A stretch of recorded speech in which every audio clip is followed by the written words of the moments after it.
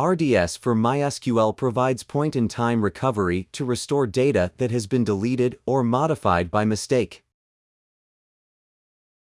You can restore data to a new instance, the original instance, or an existing instance other than the original one.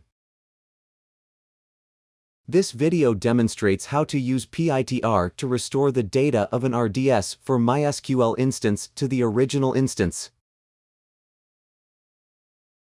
The procedure is as follows. Step 1. Log into an instance. Step 2. Check its data. Step 3. Delete some data. Step 4. Restore the data to a specific point in time. Step 5. Check the results.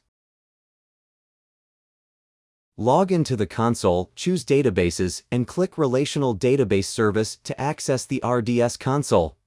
On the Instances page, locate the instance and click Login in the Operation column. On the displayed page, log in to the instance as root. Once you've logged in, the database list page is displayed by default. You can see 2 databases in the current instance. Delete one of them.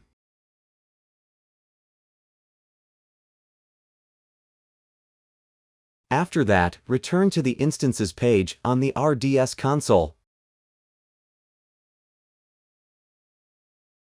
Click the instance name to go to the Overview page.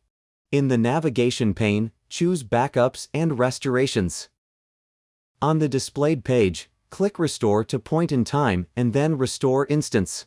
In the displayed dialog box, select a point in time before the database was deleted and set restoration method to restore to original.